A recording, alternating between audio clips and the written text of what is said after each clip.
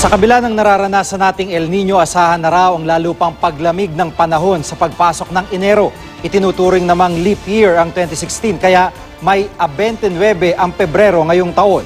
Pero bakit nga ba may leap year? Live mula sa Kansas City, may report si Cedric Castillo. Cedric. Yes, Jiggy, unahin muna natin. Sinabi ng Pag-asa sa unang weekend ng 2016 ay asahan daw yung posibleng pag-uulan. Samantala, para doon sa mga ipinanganak ng February 29 ay muling tuloy na naman ang celebration ngayong 2016, ang birthday celebration na 4 years in the making.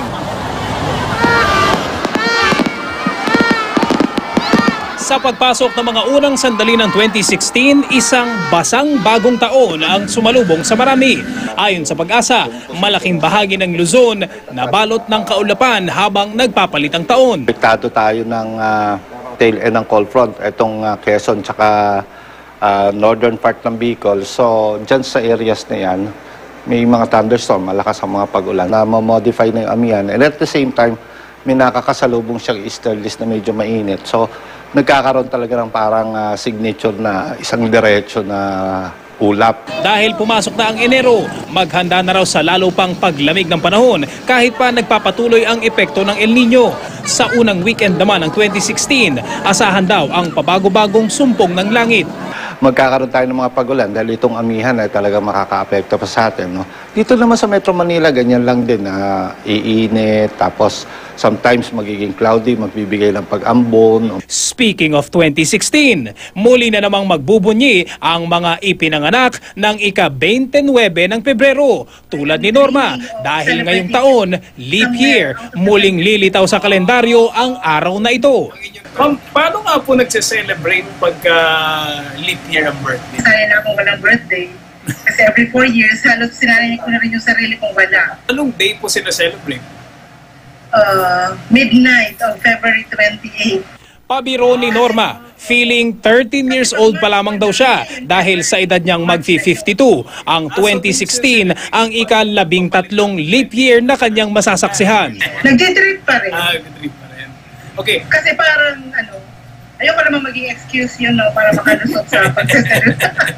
I am dreaming of celebrating it somewhere out of the country siguro.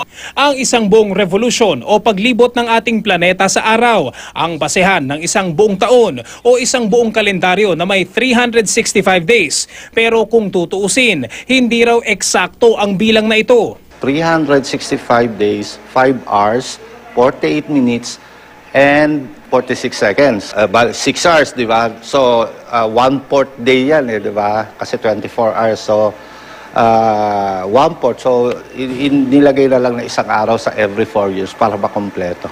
Ang resulta, leap year. Kung susumahin, hindi ibig sabihin mas mahaba ang isang leap year sa pangkaraniwang mga taon dahil pinupunan lang nito ang 6 na oras na kulang bawat taon.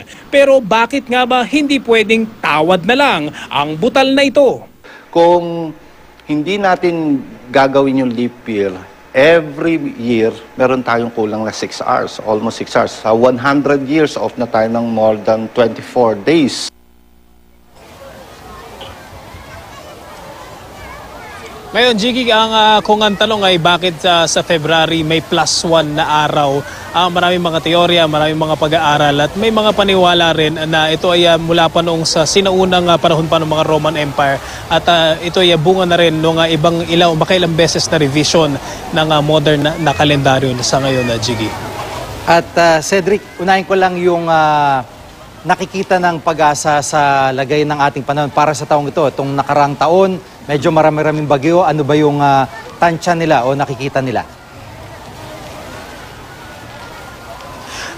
Ang sabi ng Pag-asa dyan, Jiggy, talagang traditionally o historically, kahit naman wala itong El Nino, itong mga unang buwan daw ng mga January, February hanggang mga April, usually daw yan 0 to 1 na mga bagyo per month. Pero dahil nga meron tayong matinding El Nino, ang ina-expect dyan o ang projection ng Pag-asa ay posibleng maunti rin. Itong sa at least sa first 6 months ng buwan ay kakaunti lang yung mga bagyo inaasahan. Dahil nga nakita rin natin noong nakarang taon na 2015 ay kakaunti dun sa normal.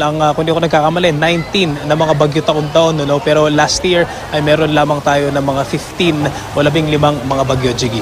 At yung yung leap year, parang kala mo simpleng issue lang pero may mga computation pala yun. So, ano ba yung mga struggle pa nitong mga pinanganak ng leap year at yung nabanggit mo kanina kung paano sila mag-celebrate, talagang kino-compute nila yung taon lang na tumatama halos yung birthday nila. Tama yan, Jiggy. Sabi nga nung nakausap natin kanina si Miss Norma, hindi nga na daw niya masyadong pinapansin yung celebration taon-taon kasi halos nasanay daw siya na wala sila celebrate.